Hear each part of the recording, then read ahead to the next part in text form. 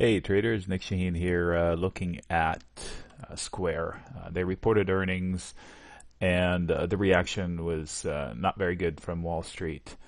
So we can look at it from multiple perspectives, fundamentally, technically, but first we have to look at the overall picture for the macro economy.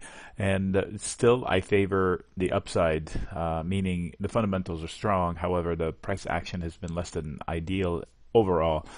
So the macroeconomic outlook for me still is positive. However, the stock market is not yet gathering enough gumption in order to live up to the expectations that should be here. Having said that, so the assumption is, okay, we don't have a debacle coming up as far as financials are financially speaking. So we can look at the individual micro, which is, this is one of them, Square. Our lives are becoming more and more digital at a pretty fast pace. There's no doubt that most financial transactions are becoming electronic, from the business, the money flow in the business world, corporate world, and then from the retail spending aspects, online shopping, right? You hear that, Amazon this, Amazon that.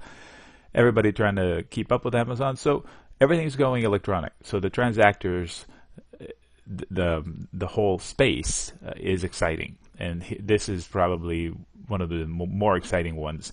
We all know Visa, MasterCard, kind of a quote boring old, and then we have PayPal, which is the newish, and then we have this guy, and this guy also has a sprinkle of blockchain / Bitcoin.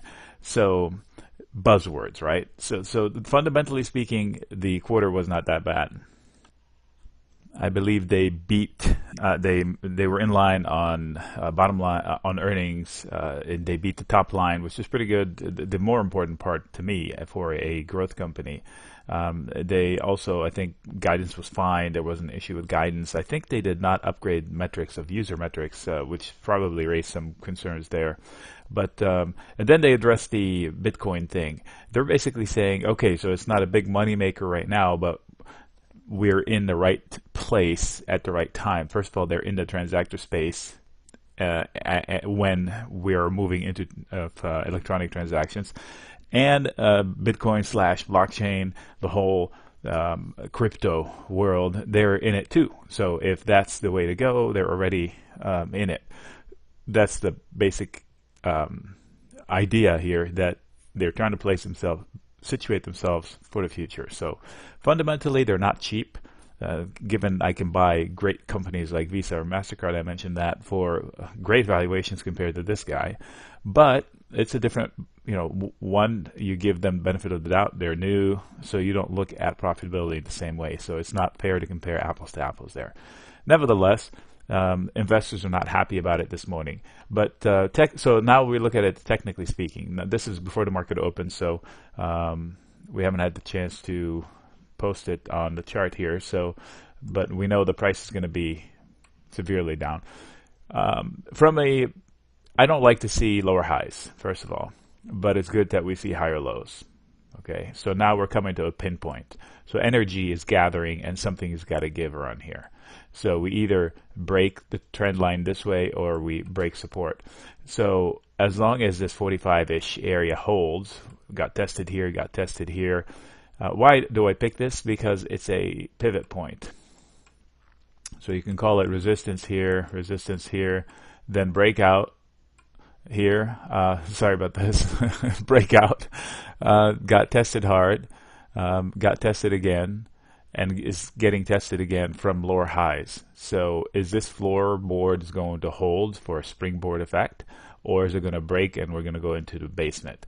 Luckily, if we go into the basement, we have another zone of it right around here for the same reasons as I just did, and then another one around here. So every time we've had fears in this stock, I've sold puts for income comfortably. I think the last ones I sold were at 29, and they were very profitable, and I didn't have to sweat it much. So that's the plain idea here. I like it for the upside, so I can buy the shares at a discount of $45 and hope that we rally, but the stock market in general is less than ideal right now. So I can do that for sure, or I can buy calls or debit call spreads. And if you don't know how to do this, reach out to me. We'll have a class, and we can go that way.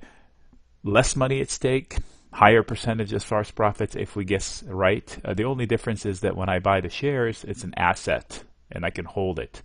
If I buy the calls or call spread, it's an asset. However, asset has time, and if I don't pick the right time frame, it may expire and I miss out.